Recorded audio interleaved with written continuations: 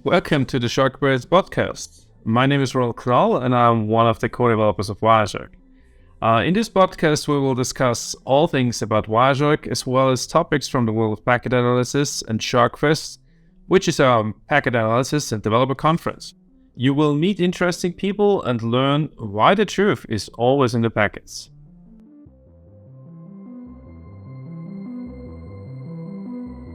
Welcome to the Shark Bites podcast from 2023 SharkFest US. We are here for a very special episode together with Radia Perlman, mother of the internet, not self-named, Betty DuBois, and Bagurdes. And we're going to have a little chat about, STP, obviously, and what it is, development. During your keynote that you held, you had this conversation about STP came to be and about where your boss went off to work and you started developing the protocol. And I kind of waited for, what was your boss's reaction after he returned from this 1 week vacation? That was what, is there stories? How did he react when you cake a bake and said, well, I'm done, here it is? Well, he was very impressed.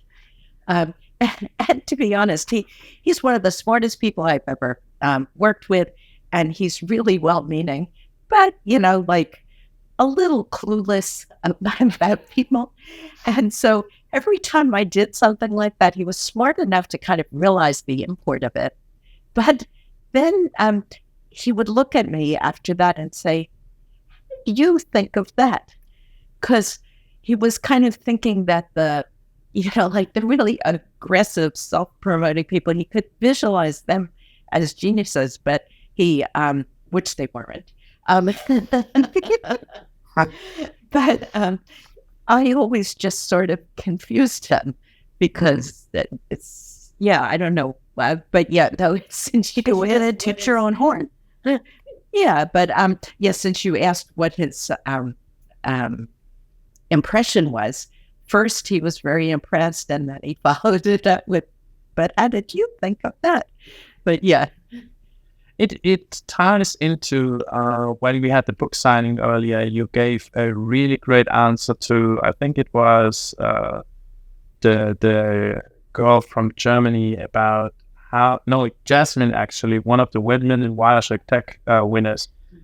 She asked it, what would you recommend for a woman or a girl wanting to join the field of IT, join the field of any neat technology-based field? And you gave a very good answer to that. Okay. So first of all, I like to push back a little bit on the gender thing. There's this stereotype that all women are humble and shy and insecure, and all men are like these aggressive beasts or something. And it's just not true. There are, I have been at companies where there are women that are just as much relentlessly self-promoting bullies as the worst of the men. And people like that, male or female, do very well for themselves in terms of getting high titles and stuff, but they never do anything worthwhile technically, and they're kind of toxic to those people around them. And most of the males that I know are just lovely people. So it's not strictly a gender kind of thing. But there's definitely, sort of this imposter syndrome thing that pretty much everyone feels. So when I was in graduate school the first time, my perception was that everybody else was there because they were smart. And I had just gotten into graduate school because I studied really hard. I couldn't imagine doing original research. Just some other species did that. So, MIT math department was really unhelpful. You had to find your own advisor. So once I did everything I knew how to do, right. Okay. Right. So once I knew, I knew how to take courses and I knew how to pass the comprehensives, and then I had to do a thesis. So then I would knock on doors at professors and say, I need an advisor. And they all said, well, I'm a big, important, busy person, which was discouraging. So I dropped out. I did go back like 10 years later, but, and I happened to have stumbled into exactly the right job at the right time in history. So, I by the time I went back 10 years later, I didn't need an advisor. I knew, right. So I was able to write that thesis really quickly. And it was a cool thesis, actually. But if I had stayed the first time, I probably would have done some obscure incremental kind of thing and maybe squeaked through. But yeah, so I have lots of advice for people. So, one is to realize everybody is insecure. Another piece of advice is to imagine what it's like when somebody asks you for help. So, do you say, gee, that person must be stupid, or why are they wasting my time? No, you're incredibly flattered and happy to have the chance to help somebody. So the thing to remember is remember how you would feel if somebody asked you for help, and don't be afraid to ask other people for help. There's times when someone else could do it in 5 minutes because they've done it a whole bunch of times, when there's no reason for you to get frustrated. So that's, a piece of advice.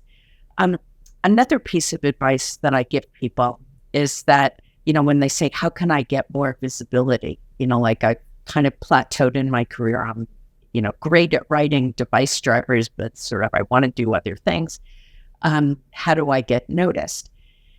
So, the kind of aggressive people sort of know the right executives to kind of schmooze with, but I would never want to do that, and I don't think that, and I certainly couldn't do that. But what I tell people is look for something that's hard for people to learn. Figure it out. Figure out how to explain it really well. And there's so many different avenues of being able to teach. So do a 45-minute talk, do a white paper or something. And if you're the first person that somebody's been struggling with for years, and finally they see it and it's like so clear, they will remember you forever. So these are the kinds of advice that I think I was saying.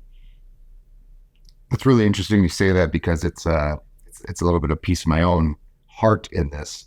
I've moved between engineering and education throughout my career. And when I first started teaching, I remember getting the textbooks for networking. And it was a Network Plus textbook. I was teaching an entry-level class. And the textbook would start with, well, here's the OSI model, and these are the definite layers, and you must know these. You must memorize these. You must know them. And these are the 7 layers, and layer 6 is a very, very important yet. Layer 5 is very, very important yet. And then the textbook will go off, and it would bounce back between layer 2, layer 1, layer 7, layer 4, right? There was no order of it. So they demanded you understood this deep, they demanded you memorize this system that's kind of important, but they didn't give you the context of it, and then they completely destroyed it in the rest of the text. It was largely because it was written by, the textbook was just based on the objectives of the exam, which were written by somebody who was just putting a list of stuff together, right? And they said, oh, we'll put it in this order. So it's really interesting to hear you say that, because my mission in my own work has been to take that into a whole different direction and say, well, yep, for this exam, you do need to memorize these, but here's how to practically apply it. So, right. So, there's all this misconceptions about these layers thing. Nothing came on tablets. And to be efficient or secure or things like that, it's very important for layers to look at other layers. And it's really just a way to think of things. So I saw it in one network text, which is one of these, all I know is TCP/IP, and I will just act like I know the others by making nasty comments about them. The comment was, OSI failed because it had too many layers. It's like, what are you talking about? Yeah, when they talk about TCP, they tend to only use 4 layers, but it's not like the presentation layer. Right. So it's just a way of kind of having a standardized format for text. Well, you have XML, you have probably, other things as well. Those would all be presentation layer just because you don't call it that. Right. So, right. So you don't need to take them seriously. But I think in terms of understanding networks, it's a good framework for thinking about it. But then when you talk about, let's run IP on top of HTTP so we can run any protocol we want. What layer is one? Right. Yeah. Right. Yeah. Yeah. It's a good order of operations to some limit, right? You can use it, and which is generally how I think of it, right? Yeah. You have an order of operations, and that's the more important part than trying to cram stuff in. Right. And especially, the Ethernet is not layer 2. It supposedly is layer 2, and it was invented to be layer 2 because layer 2 is a way to talk to somebody on the same wire as you. And layer 3 is the thing that's supposed to have,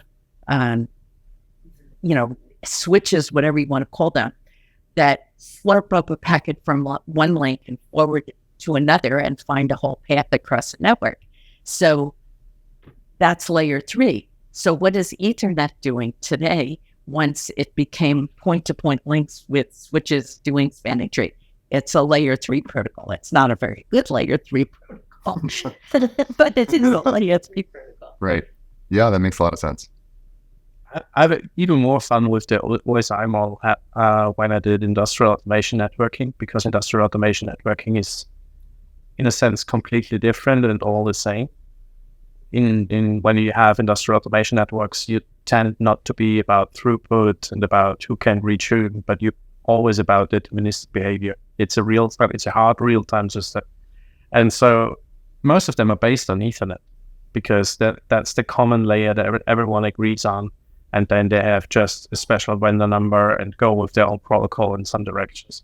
And it's always fun because depending on the stages of the network, the protocols that are on top of that behave differently. They are in different application layers, different protocol layers, presentation layers, session layers, whatever. It really changes while the network operates. You usually don't bridge. You usually don't go into another network. You stay with your own machine, with your tooling.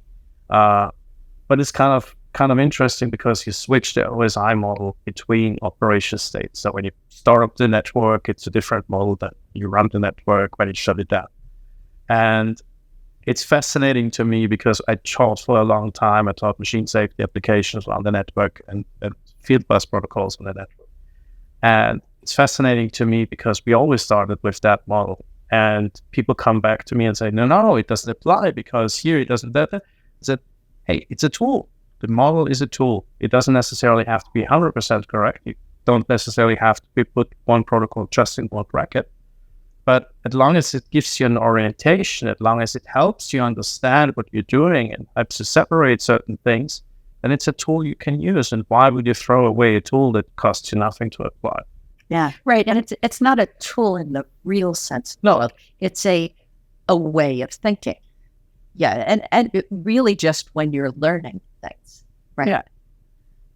A model, not a gospel. Yes. Yeah. Good. That's a good sentence. In your presentation this morning, you spent you made many references to basically challenging that model, including this one, right? Where you're saying, switching, well, that's got, or Ethernet, that's kind of a layer 3 network because of its behavior, not because of its classification in that model. Can you talk a little bit about some of the ways that you feel you've challenged that model and maybe where you've been successful and not so successful with things like, why is the name escaping me now? Trill? Not Trill, yes, of course. And also the protocol that would work just as well as IP, but we went with IP. CLNP. Yes, thank you. Right. That was the failure of CLNP to get adopted was not my fault.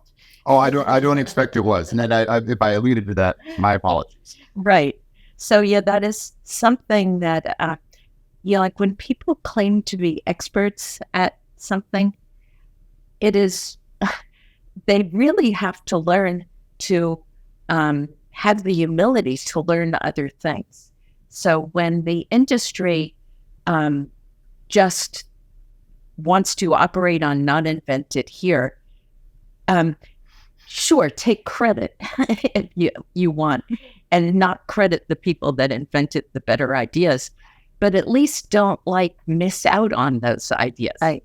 So, I think it's better to give credit, but if you can't do that, if it's just you have this amazing ego and have to claim you invented everything, then at least do the best technology. Yeah.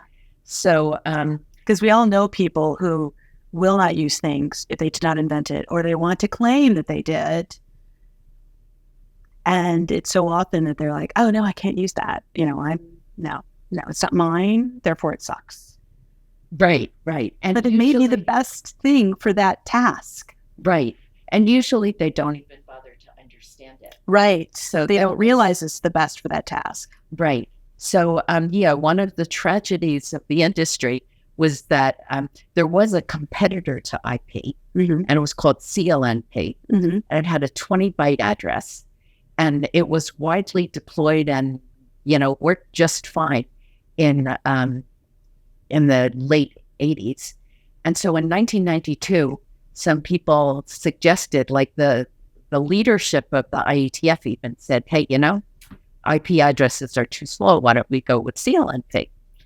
And just a few very loud people said, no, we can't do that, with absurd arguments that would be ripping the heart out of the internet and putting in a farm.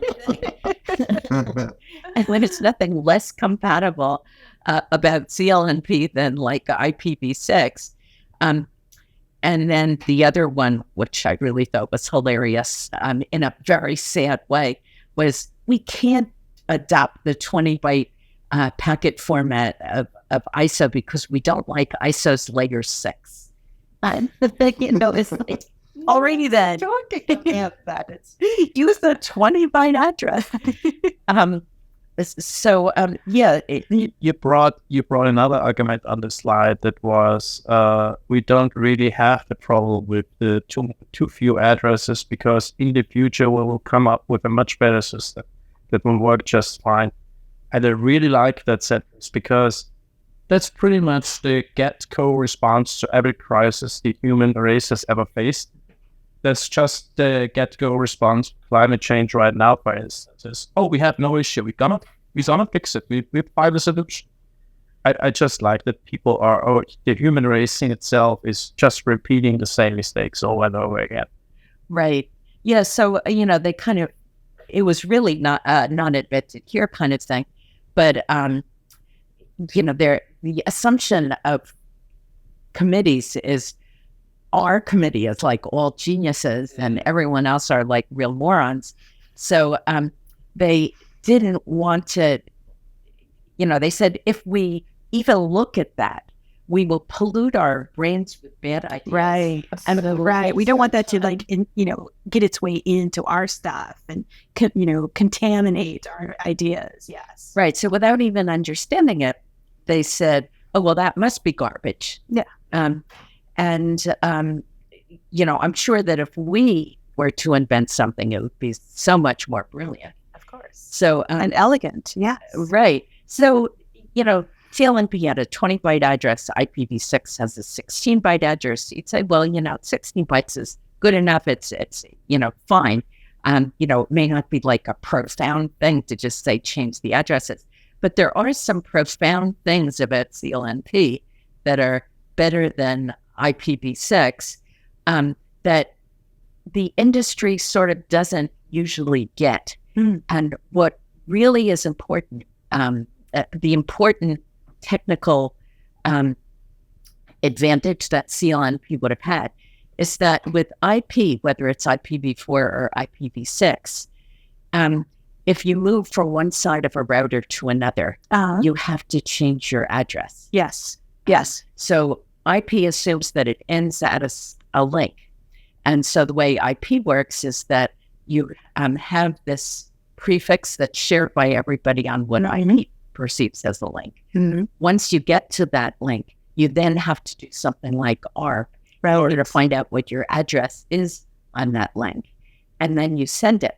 Now, if you really wanted to have a cloud with a flat address space where you could move around within the cloud, IP just sort of depends on something else to create a cloud out of a bunch of links. Right. So it might be spanning tree Ethernet, or like VXLAN, where you sort of have IP on top of IP. Right. The encapsulation. Yeah. Right. So with CLNP, the 14-byte prefix had as many levels of hierarchy as you want, but it doesn't terminate on a link. It terminates on a whole cloud. And so everyone in the large cloud with lots of links shares the same prefix. So once it got to the cloud, then routing based on the same address says, oh, now we're going to route based on the bottom 6 bytes. And we're going to find the end node within the cloud. So within the cloud, the end nodes have to let the routers know where they are. But once you got inside the cloud, with, again, normal layer 3 type routing where you get best paths, hop paths and stuff, and you don't need this ARP thing because the address. Because they've already been broadcasting or multicasting. So which is it? Do the end nodes, do they broadcast or do they multicast to the router? Well, to let them know, I'm here. Right. It is like the difference is, it's technically a multicast because you're not using the single broadcast address on Ethernet, but it's not like it goes through the cloud. Got it. It only doesn't leave our neighborhood. Exactly. It's only you have to tell the router on your link where you are, and then the routers are gossiping amongst Right. Yeah, it's like we only know the people on our street. It's the last house on the end of the street who has to deal with all the other streets in our subdivision. Exactly. That is how I look at layer 2 and layer 3. I do. That's how I look at it. Same. I'm a soccer mom. I can't help it. I mean, IPv6 is it's a solution to a problem, but it's a problem that we solved, in my personal opinion, quite horrifically. It works. IPv6 works, but the price we pay. And actually, a good argument is made. Jeff Houston made a very eloquent argument that NAT plus IPv4 solves does anything that you can with IPv6. So, that it can support just as large networks and things like that.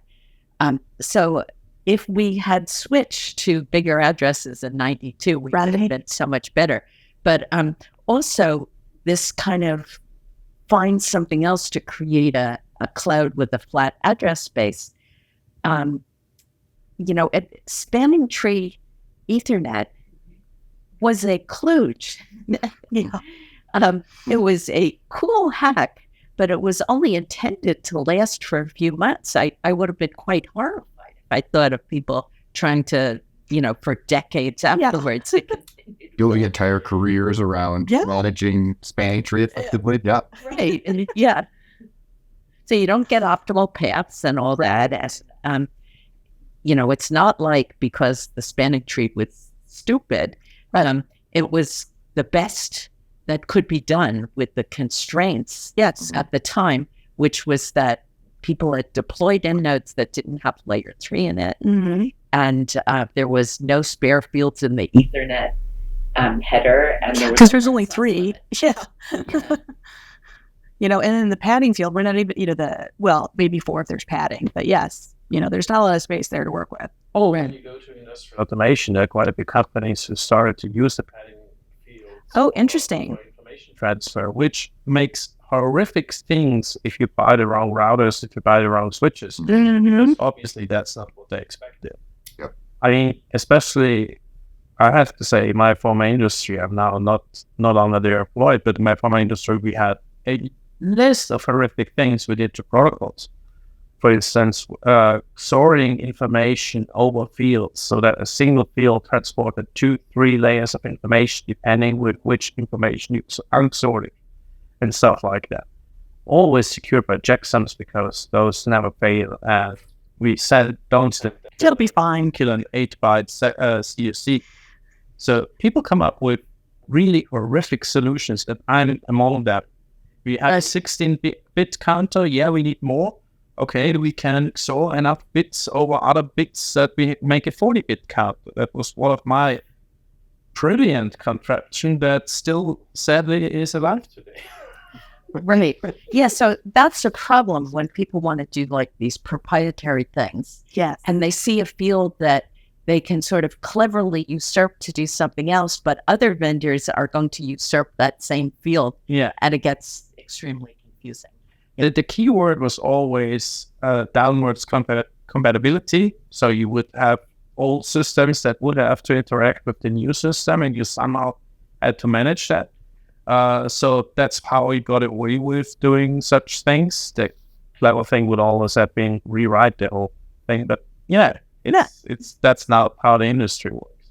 Yeah. So actually a good way of likely having your thing be successful is don't think of, oh, I have a better idea. Throw everything away and do it this new way. Instead, think of something that you can add to a network without having to change everything else, especially immediately. So spanning tree was like that. So the end nodes, they don't know the difference between talking on an Ethernet or a single one or a multi-link spanning tree based one. It just worked. Trill was another example where, kind of horrified after the spanning tree not dying when it should have after a few months. If I had known, I'd have killed it myself.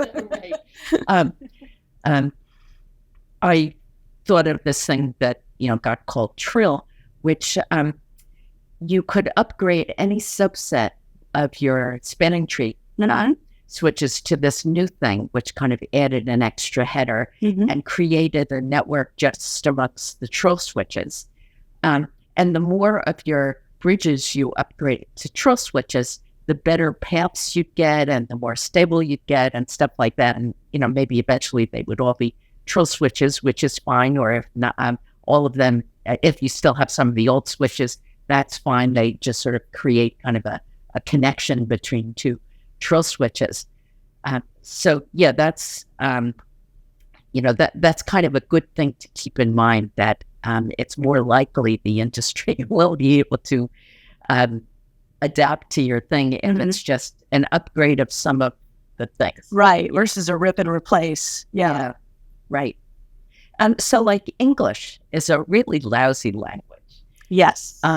It's just a hodgepodge of a bunch of things, and grammar people don't agree on what No. And one of the harder languages to learn. Right. And it's not even interoperable.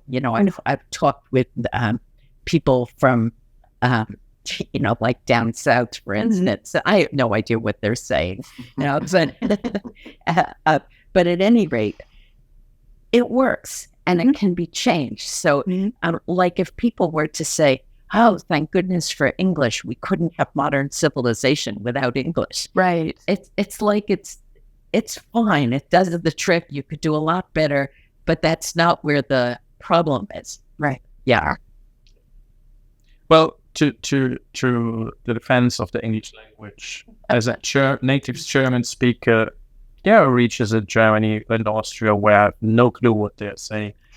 And apparently they're speaking the same language as we do. So it's the same with, but I get what you say. It's a common denominator somehow we agreed on. It doesn't have to be the best, it doesn't have to be the worst, but it's working. Right. So we can improve on that. We don't need to reiterate. You mentioned during your keynote that you had some fun on committee bodies and committee chairs. As somebody who was sadly in one or two of those myself, with the OPC UA, not with the IEEE, thankfully. what is your takeaway from that? How do you think this is a proficient way of creating new standardization, or do you think it's too much politics? I mean, the answer. Yeah. Well, I've heard that, the standards bodies are trying to get more aware. That certainly when I was on there, the people who were most influential were just plain bullies. And you had to follow them around for a few years, batting your eyelashes and say, how did you get to be such a genius? And only after that, could you ever possibly have any ideas or something. And it just, it was Lord of the Flies, basically, behavior that if you were at a company, you'd get fired for it. But here it would make you more powerful. Like the more of a bully you were, the less people were, the more people were afraid of actually ever saying anything. And, the way I would characterize technical exchanges is, you would go up to someone and say, actually, there's a case where your thing won't work. Mm-hmm. And they say, you're ugly. Alrighty then. Okay. And then if you try to persist, say, well, let me explain that case. They go, then close your eyes and let me explain it again. Okay. And they go, your sister is ugly too. Oh my God. So it's sort of hard to have, technical exchanges that way. And, so the whole not invented here and but standards buddies tend to be really slow. So, there were times where I would go to a meeting and then I wouldn't go to a meeting for 2 years, and then I'd go back and I'd go to the same working group. And it felt like they were still in the middle of the same sentence they were when I'd been there 2 years earlier.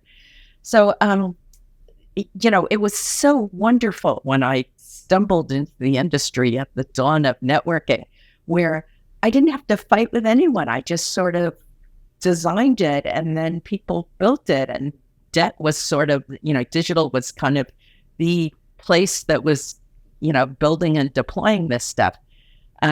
So it's sort of very hard.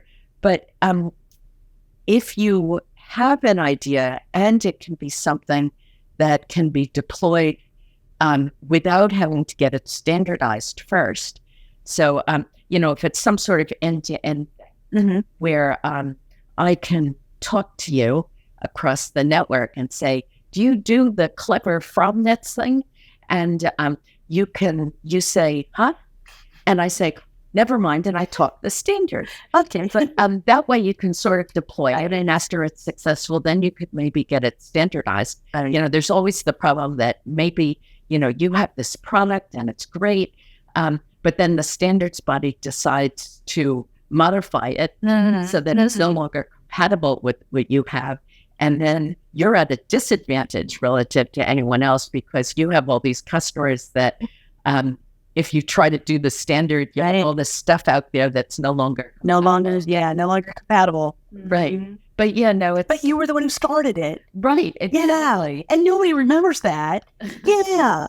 Yeah, exactly. Argue the standard body did it by mistake. Right. Absolutely. It's not because they're driven by the biggest competitors. No money was involved. But talking about Zigbee and Segway,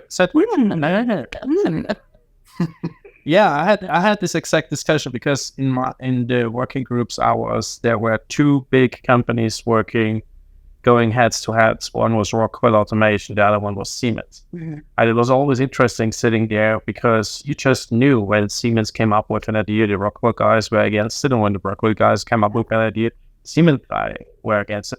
It really didn't matter if they came up with the same idea 5 minutes apart from each other. It's just they were against it on principle first, and you kind of had to find your way through the minefield to bring your own ideas in, which was, luckily we had enough stand that we were heard. But yeah, it was kind of a fascinating thing. And I remember also, because you said MAC address is another thing, I had to smile because when we created one of those protocols, my boss said, "Oh, we're gonna use MAC addresses. That's fine. That's perfect. We're gonna use the vendor ID at the first 3, and then everybody cleans up the rest." I was like, somebody thought of that. There has to be some kind of specification or whatever that we can use that. Turns out there is. The OUI 24 is the MAC address. Just nobody calls it that. It's an identification number. That's what it is. It's not an address. It's identify one thing. Yeah, it's. Yeah. So for a bit of context, I didn't exactly say MAC addresses are not a thing. No. Right. It's not an address. Well, yeah, I was saying I hate the name of it. It is so confusing because to me, an address is something that if you move, your address ought to change. Yeah. But, these things we call MAC addresses are built into your laptop. Right, they're burned in. Yeah. So it doesn't change. So, why is it called an address? And then I said, not only is it confusing to call it an address rather than an ID, but to call it a MAC address, and just picturing all of these people on Earth that are actual humans that have to deal with it. What is this MAC thing of which you speak? It doesn't help anyone understand it, but everyone calls it a MAC address. And now, because of the proliferation of people who have MacBooks, Oh, yes. when I bring up the word Mac in class, they're all like, that's what they assume. Oh, an Apple product. I'm like, no, precious, no. Well, wait, but that's what's given us employment throughout our careers is because of this. I agree. And if they would have kept the original name and just called it's an identification number. That's what it is. It's nothing else. Well, actually, the original name was, I believe, an Ethernet address because I don't quite remember the history, but I think, Ethernet came first. Oh, yeah. Right. And the Ethernet people called it an address because that's how you can be reached on the Ethernet. They, had no concept of the horror of people forwarding Ethernet. So it's just this single link. So that might have made sense. And then, later on the industry, I think the Ethernet people had something to do with this too, but came up with the concept of selling blocks of addresses. Right. And the OUIs. Yeah. Right. So OUI standing for Organizational Unique Identifier. Right. Yes. I'm glad to hear. Yeah, Perrin was Rick Seifert from a previous Shark Fest talked all about this. Yes. Yeah. He did a keynote one year. He was apparently one of the 3 who wrote the specification for Ethernet 2 and discussed this at length, how that's their licensing model, was to get the manufacturer to pay for the OUI. Yeah. Right. And then that will be their license for Ethernet. Right. So, kind of the, at that point, there was Digital and Intel and Xerox. Right. And so it seems so much that Digital and Xerox had, most to do with it. And I asked somebody, what did Intel do? And they said, they needed them to make dicks pronounceable.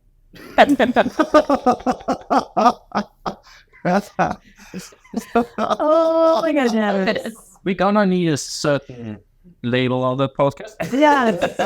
Yes. I don't know if that's So you will need closed captions for this one. Yes. That goes to the point that developers are always really, really great at naming stuff. Windows came up with they gotta do a new installer toolset because the install shield things go wrong.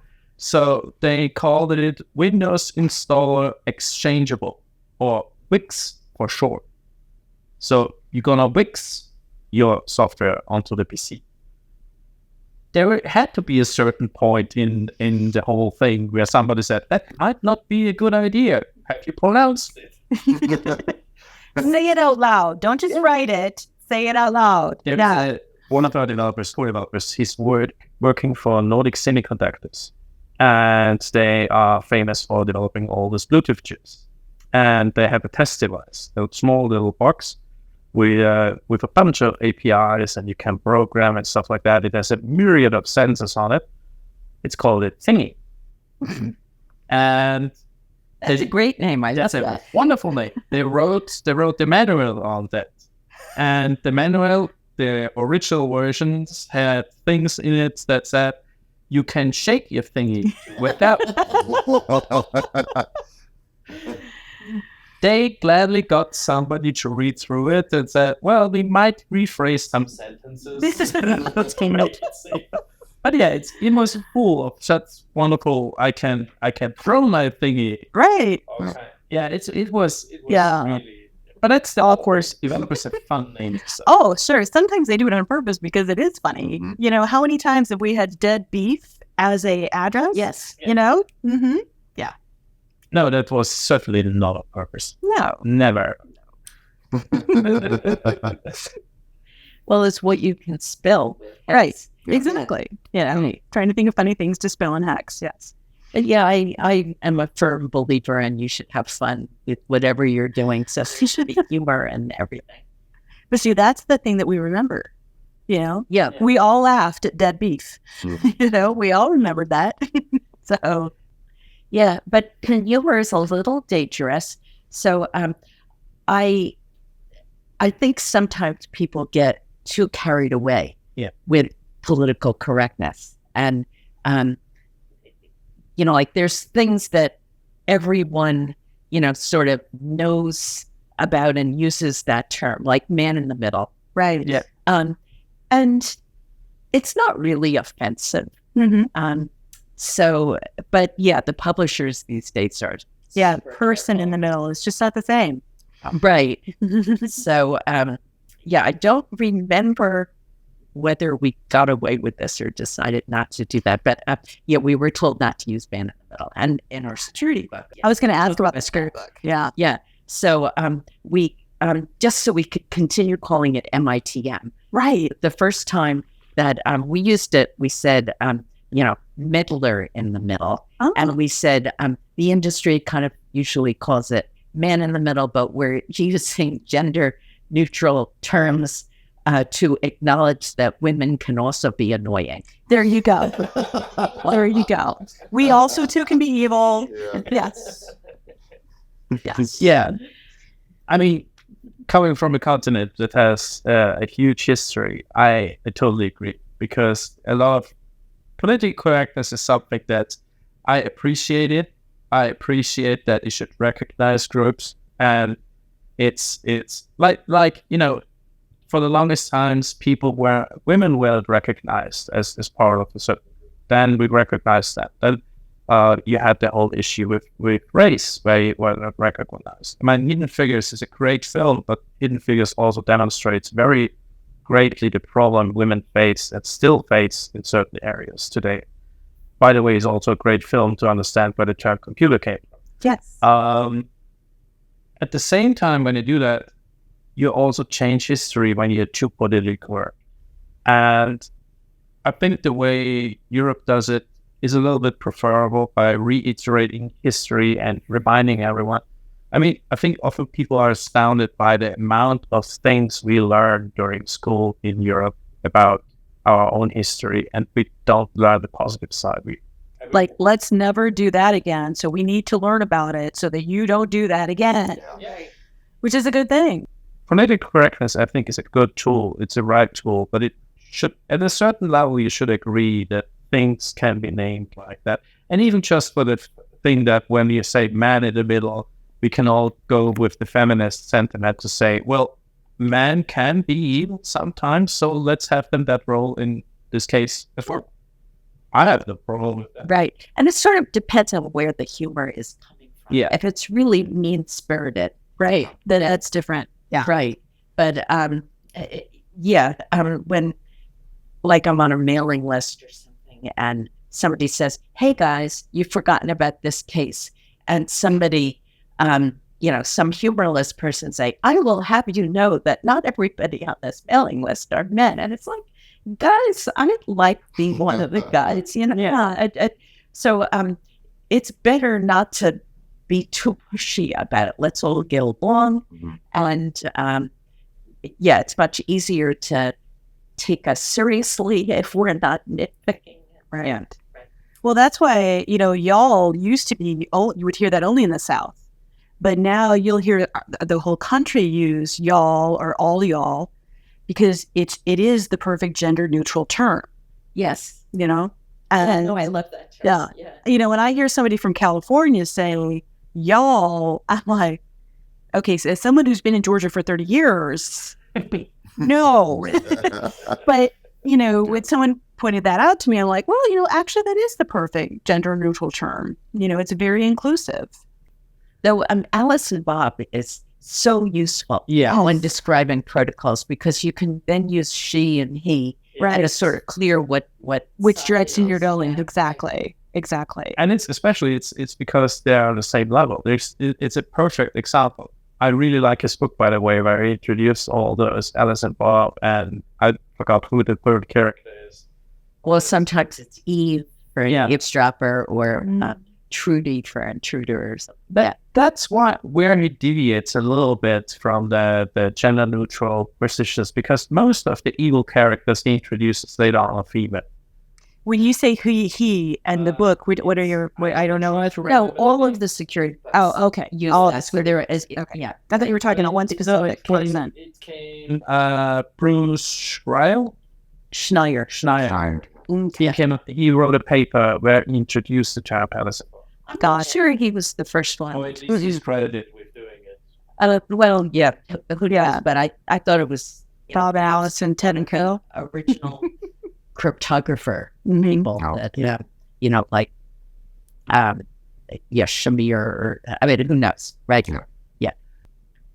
Well, Sally Ride was she was going to give the keynote someplace, and then people thought that I should introduce her. And I hate doing introductions because the best you can do is not screw up and nobody remembers.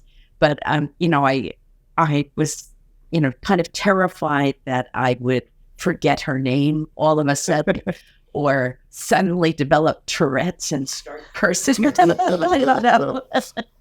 So I was really scared. But I met her, and she was greatness personified in a very sort of just relaxed, contented with life kind of person. You could, just feel her greatness. So I got to talk to her for a bit beforehand, and I said, is there something about you that people don't generally know? So turns out she had dropped out of college, hoping to become a professional tennis player. And she wasn't quite good enough, so she went back to college, which is great. Actually, didn't really need it. And then it was sort of at a female-themed conference, so I cleared this joke with her. So after I sort of told that anecdote, I said, the real mystery is why it didn't occur to NASA to use female astronauts earlier. Think how much money they'd save, because it costs so much per ounce to send things into space. Women tend to be smaller and lighter, and you can pay them 30% less. Oh, man. Well, sad part. That's true. That's the sad part. So I had a good time doing the introduction, but I was blown away by her. But there's other people that I happen to have met, like Tom Lehrer, who did all these amazing satirical songs before you were born. But he was amazing. Itzhak Perlman, just true greatness, and not in the way that like he's intimidating at all. It's just the fact that he's so warm and well, the characteristics you just described as very much mirrors my experience of you. Yeah. So mine too. So that compliment became gift back, because it is really, really wonderful to have met you. It was really great to have you here. The whole conference is fanboying. Yeah, I wasn't going to come. And then you were announced as the keynote. And I'm like, oh, yeah. I bought the airplane ticket before I even talked to Sherry about, like, can I come? I'm like, I'm coming. Whether anybody wants me to or not. Yes. There we go. We always want you to come, Yeah. But I had told everyone I wasn't going to come until the Europe one. And so no, it was really, really great having you here. It was wonderful that you agreed to this podcast. And yeah, thank you. Yeah, thank you so much. Thank you.